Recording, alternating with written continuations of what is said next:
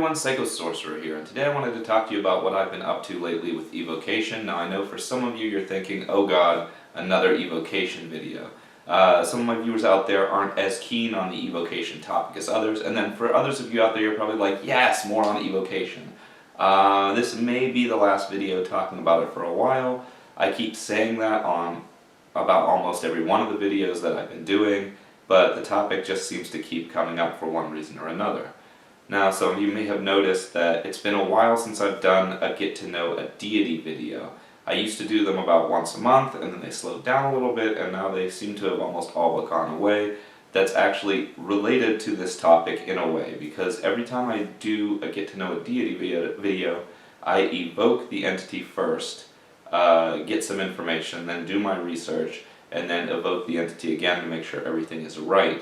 And that's kind of how I get my feel for how you use these entities in magic and things of that nature. So if I'm not in a state in which I'm going to evoke something, if I'm not feeling that, or if I can't get a certain entity to come to me, then I can't do one of those videos on it. So as a result, it's really about which entities I'm working with in order to be able to make those videos, and that's actually something that I want to talk about today. Now, in evocation, in the past, my strongest evocation experiences that I've had have actually been with two entities. One of them is Ishtar, or Astaroth, depending on how you want to look at it, and I think many of my viewers knew about that. And the other is with King Paimon, who is another Goetic spirit. The two of them are the ones that came through the most clearly to me out of anything, and that's back when I was first starting, and they continue to be the clearest I've ever had. Until very recently, actually. But it was during my initial initiation of myself into these practices, and not the first one, but my evocation initiation, my initiation into evocation, that I worked with Ishtar Astaroth very heavily. She was kind of the communicator. She brought me toward meeting these other entities and things like that. It was almost like taking on a relationship with that entity, and as I performed this, it was about one new entity a month, and they were from the Mesopotamian, Babylonian, Sumerian gods and systems, which is why when you watch the initial Get to Know Deities, they're all on those particular entities. That's the set of entities that I worked with throughout my initiation into evocation. Now, something that I've never thought about when talking to people about evocation on here before is working with an entity in evocation beyond just the moment of evocation. So a lot of times we talk about what you do when you're in ritual, what you do when you're in your circle. We talk about calling upon these entities in order to have them give you information or go out and do things for you, but you can also make pacts with these entities. And it isn't like the Hollywood pacts. You're not selling your soul, you're not signing on an actual piece of paper, but it's an agreement to work together.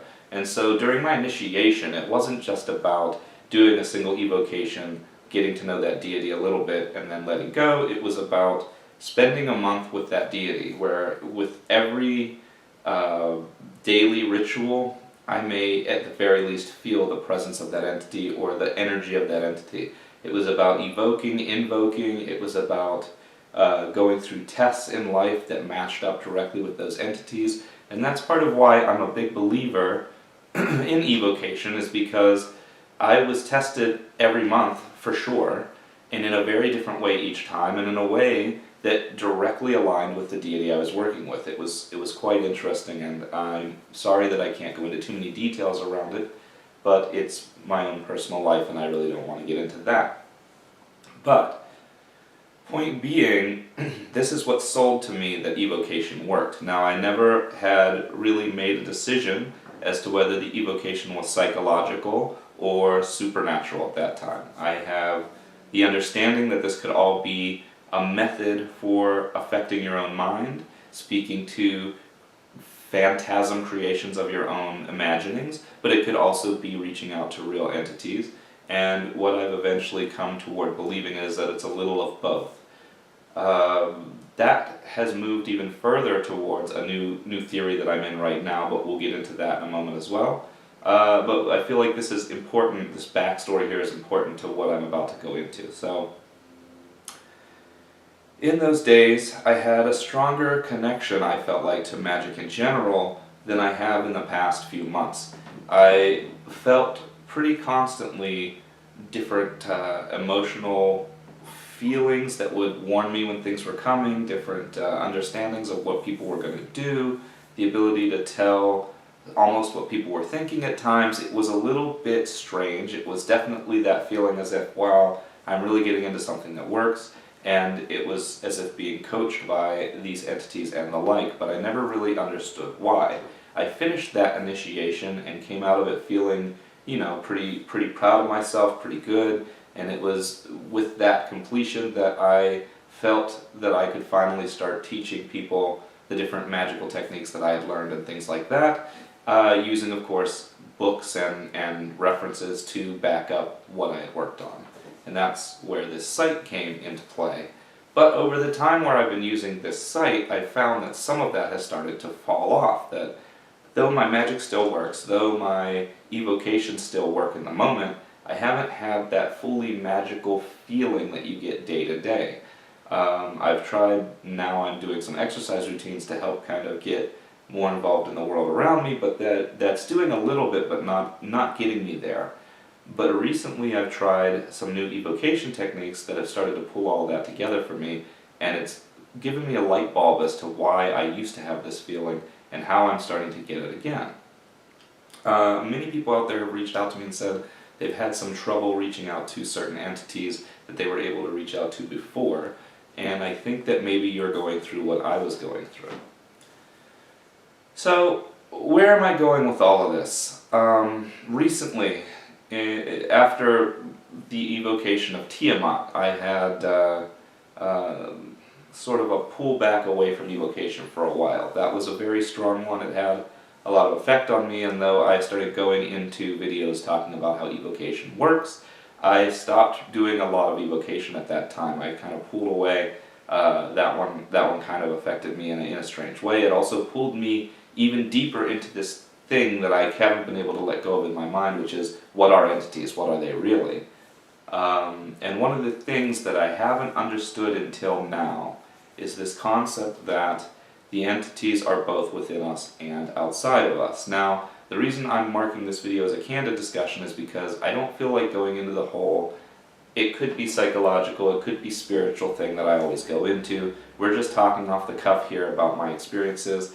Anyone out there who's followed me so far should be able to take what I'm talking about and translate it into the psychological model, or translate it into the spiritual model. I shouldn't have to keep spoon-feeding that explanation to everyone. It should be obvious by now what those two camps look like. But in the experiences that I've had since then, I can't let go of the question of whether these entities are only in my head or external. And the answer that always comes is both. And I've had my own theories on this and things we've talked about how all of our minds could be connected and this and that and the other. But that's never truly been satisfying, and it's not something I can prove. And none of this conversation today is about what I can prove. But what I'm finding now, and this is really starting to resonate with me, this is really starting to work for me, and it's making everything I do stronger, is that these entities exist in a way that we can see them within our mind only, but that they are representations of something else that exists externally. So in other words, if you call upon an entity and it comes to you in this form that's human-like, that human-like form exists only in your mind, while what you're speaking to does exist beyond you. And this is what I'm starting to come to understand. Now, you can disagree with me. It doesn't really fit into the psychological model too well. It doesn't exactly fit into the typical spiritual model either, but this is just what's starting to form in my thoughts as I go deeper into this. So because I've been so caught up on this before coming to that decision, since I've been like, no, but what if this, but what if that, but what if this, my evocations have been weaker. It's been harder for me to accept when I hear something that it's not just me. It's been harder for me to accept that sometimes it's something that I'm creating and sometimes it's not. All of these things have made me question, and as we've talked about before, if you go into your circle and you do your ritual in a questioning state instead of in a confident state, your magic just isn't going to work as well, if it works at all. So I've been having trouble evoking anything for a while, and pretty much ever since the Tiamat evocation. Now, some of my more spiritually minded friends say this is because I evoked an entity, a primordial of pure chaos, and I pulled that upon myself. But for those who are more psychological, they might say that I'm starting to question my own sanity, and because of that, it's pulling me out of this shift. To some it's a good thing, to some it's a bad thing. But where I'm about to go is going to sound even crazier than everything else that I've already said. So for most of you, you're going to go, wow, this guy is really dropping off the deep end now, but for some of you, you might be able to follow what I'm saying. So I decided to reach back out to King Paimon, because he and Ishtar were the only two entities that I ever really got a really powerful evocation for back in the past. And I reached out to King Paimon, and King Paimon answered. And when I spoke to King Paimon, I let go of all doubt, because I'd had such a good experience with King Paimon before, and just accepted that King Paimon was real, and the evocation worked perfectly like my evocation used to work in the past. So in speaking to King Paimon, I came to understand this thing the reason I've gone through this whole story, that in the past, when I was learning evocation, I didn't just evoke an entity in the moment. I didn't just evoke them for a short period, ask them some questions, and send them on their way. And I didn't just evoke them and ask them to do things for me, which honestly I haven't done in a long time. But I used to evoke them, do one of these things, but then do a follow-up evocation later, and then again, and then decide to work with them, and then start to see them whenever I was doing my meditation, and then start to see signs and portents that they were affecting my life, and work with them for a month at a time before moving on to another deity. I was spending time with them, not just calling upon them. And so what he was explaining was that after my initiation, how I had kind of moved on to just calling out to them when I needed them, or calling out to them for curiosities, and then sending them away, that's not the best way to strengthen your third eye, your cognition, things of that nature. If you want to really live a lifestyle that's in line with this sort of magical thinking, if you want to live a lifestyle that's in line specifically with evocation and working with entities, then you have to live alongside those entities on a day-to-day basis. And he was saying I wasn't doing that, and he's absolutely right. I don't recommend that everybody do this. This is not a requirement for magic in general. This is a requirement for people who want to be very spiritual and open to a kind of lifestyle where there are spirits who want to work with these particular forces in an evocation style. It's a certain path working. It's not the only path working. But if you're going to do this path working, it seems like what you really should be doing is working with either one entity or multiple entities on pretty much a day-to-day basis. So I asked Paimon where to start, and Paimon said to me that my problem was in this questioning of what was real and what wasn't, and that what he was going to recommend was going to explain to me what's real and what's not, in an experiential way.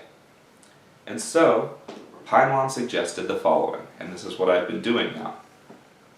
Create your own mediators, he said. Create as if you were creating a servitor, as if you were creating a tulpa, an entity.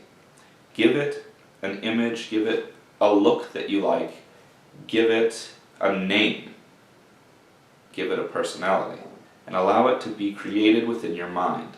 Then attach that entity to a specific force, one force and one force alone.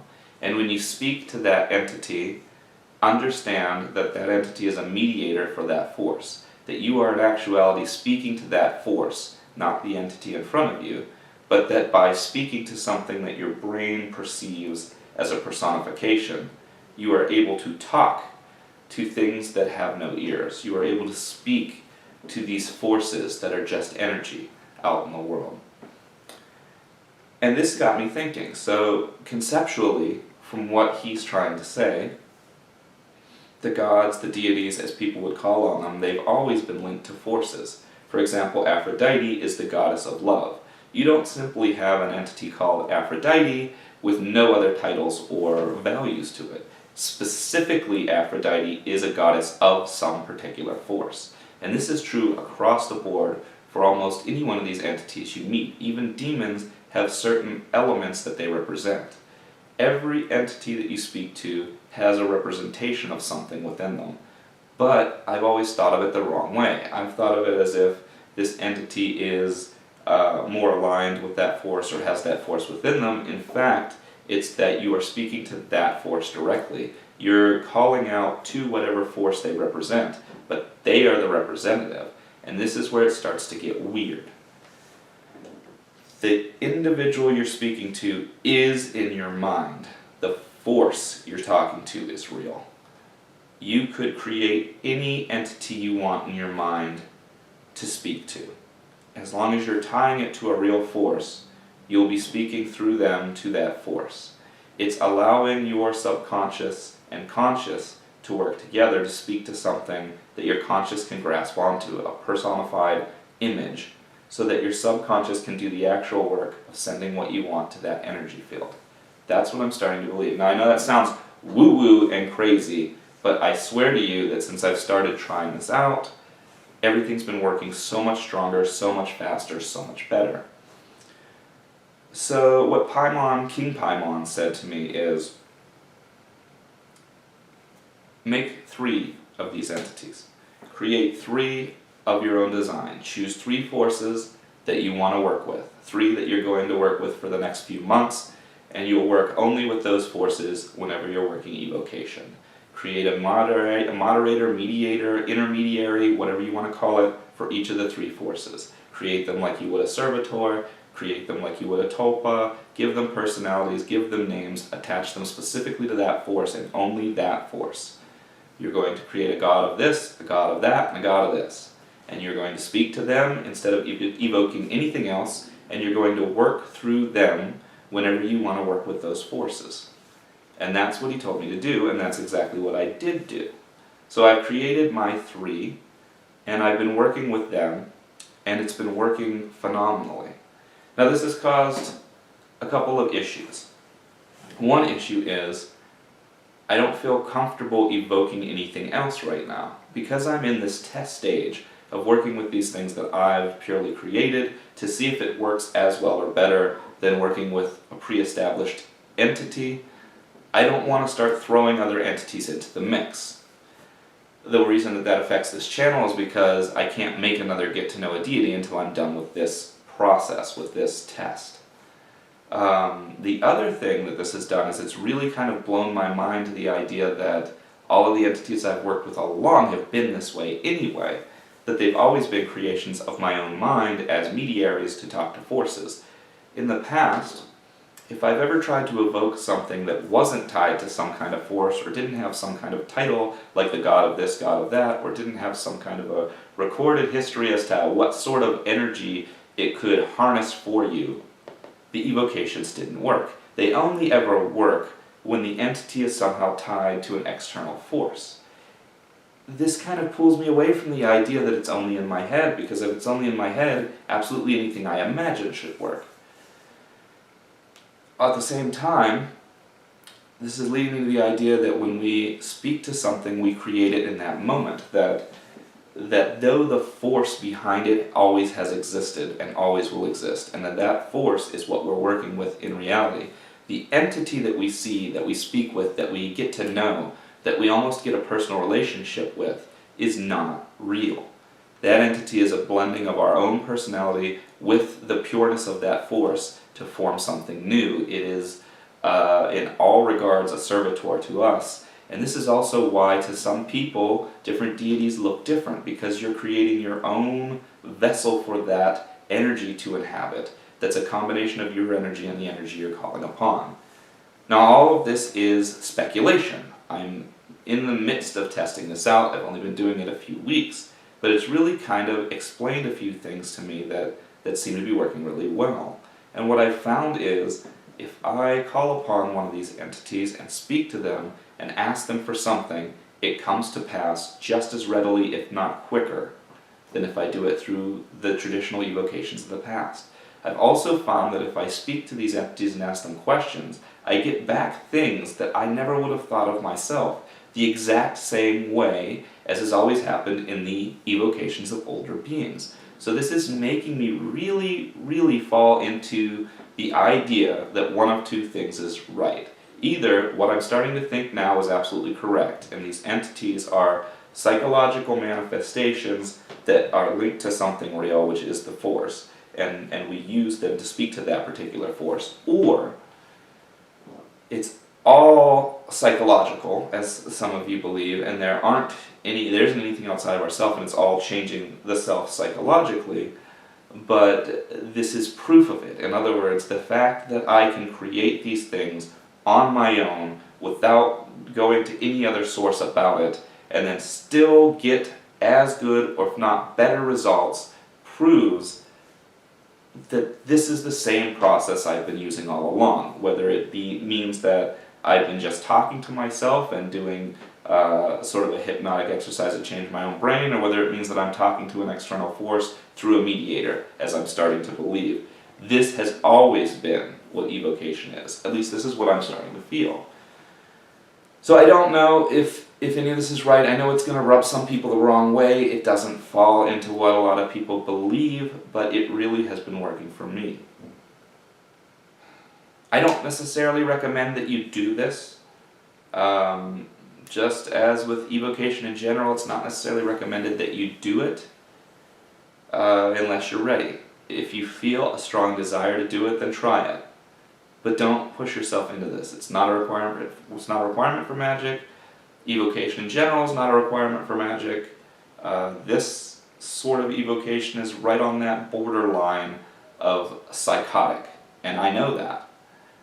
But as someone who seeks to teach others about what magic is, what it means, and don't confuse that with someone who's trying to teach others necessarily how to do magic, but rather just to explain what the ancients meant by them, what modern day magicians are doing, and how it actually affects life.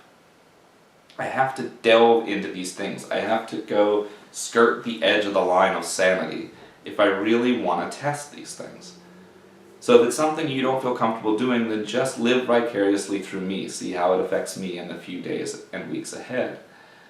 And if you're somebody who's interested in it, then by all means, see if it's something that's right for you. Now for me, I chose 3 energies that I feel comfortable with.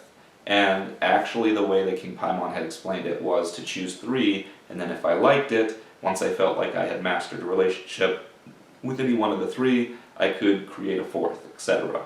But only to deal with 3 new forces at a time. The forces I chose were death, which isn't what it sounds like. It stands for transformation, at least in the way that my psychological mind sees it. Inspiration, which is also passion, which is also creativity. And charm, which is also manipulation, which is also concealment, which is also understanding. These are the 3 energies that I've chosen to work with directly, because these are the 3 things I seem to rely on in my magic the most frequently. Transformation of the self or the situation, inspiration or understanding or the creative mind in order to get into the astral state, charm, most effective, most needed to get what you need to get within the business world. And I've created 3 entities. I won't give you their names, I won't give you their information, maybe in the future, but definitely not now. I've created 3 entities that each tie to these things, and I've been working with them. And the interesting thing is it's easier to work with them. So I had to do a primary evocation. I did a creation of a servitor where I was within my circle. I visualized each one individually. I created sigils for each one. I breathed my own energy into them. I've performed sex magic. I've performed sigil magic. I've performed meditation magic. Every form of creation I could, I just rolled into the same day, pushing this energy into them. And I created these three, and I tied them to the forces, and I did a ritual that to me felt like it tied them to it, and then I sent them off. And since then, I've been able to call upon them. Now, the first time I called upon them, I did it through a more formal evocation, and I found that not only did it work just as an evocation should, but it worked extremely well. And to my surprise, the answers I got from them weren't identical to the things that I would have thought. My initial expectation was that in doing this experiment, the things I created would be things that I puppeted, that I controlled when I spoke to them, as most of my own mental creations are, but that's not how it's been. It's been more like talking to a friend, someone who knows me deeply and intimately, but who is also someone else. And the thing that feels like other to me is always directly related to that force I tied them to.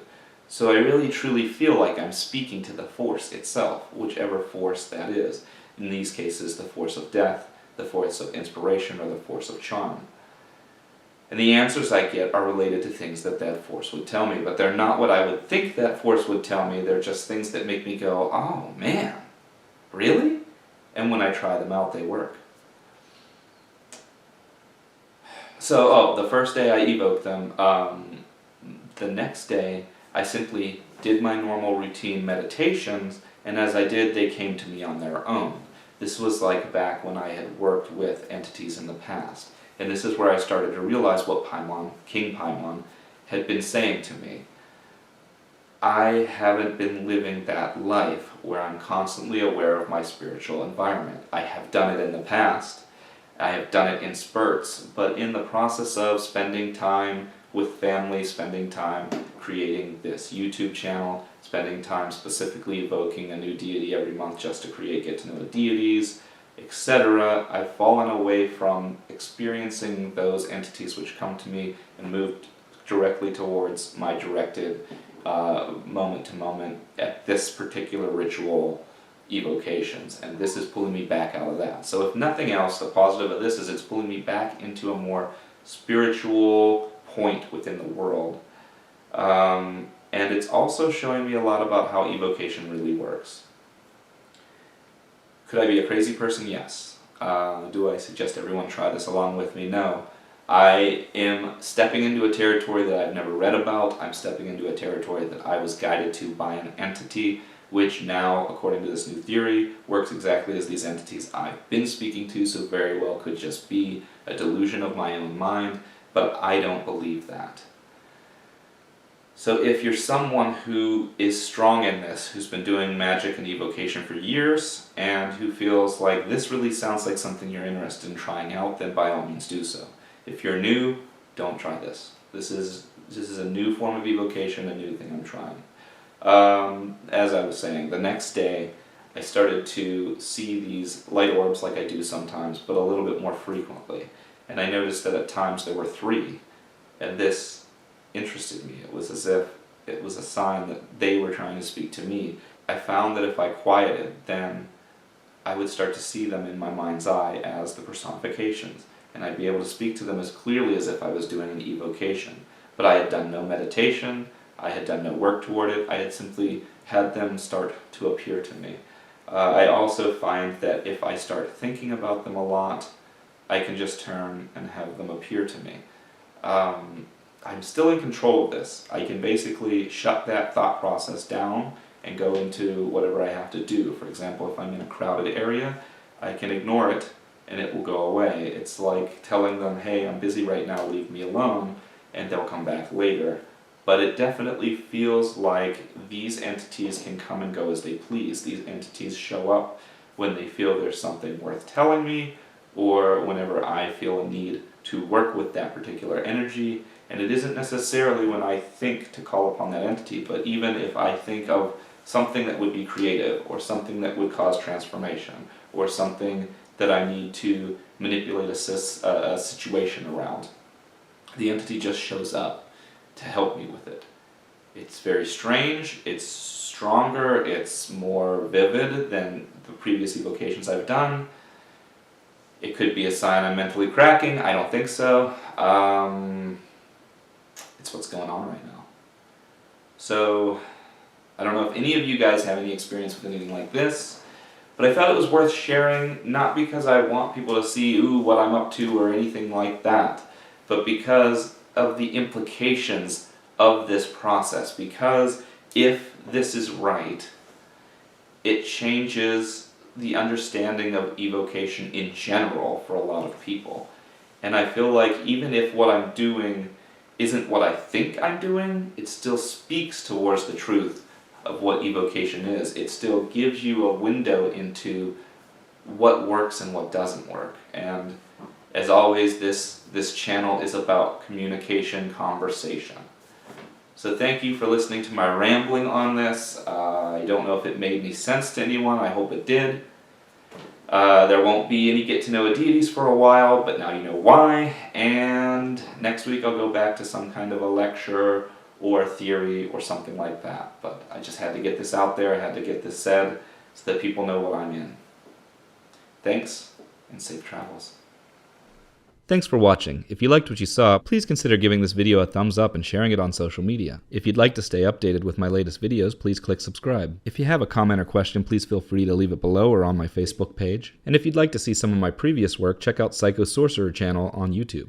If you're interested in learning about the occult, I've got an over 35-part lecture series. You can reach that by clicking on the video in the top left. I've also got an ongoing series on the ancient gods and how they're called upon in magic. If you're interested in that, that's in the top right. I've got a series on theories from conspiracies to big questions in the bottom left, and tips for a better life through magic in the bottom right. If you can't click on any of these videos because you're on a phone or tablet that doesn't support it, you can always go to my channel and check out the playlist section. I've got everything broken down into playlists there. There's also an additional playlist of me making a complete fool of myself doing various pop culture things, including pretending to be a character that's what pop culture thinks a sorcerer would be. As always, I thank you for your support, and until next time, safe travels.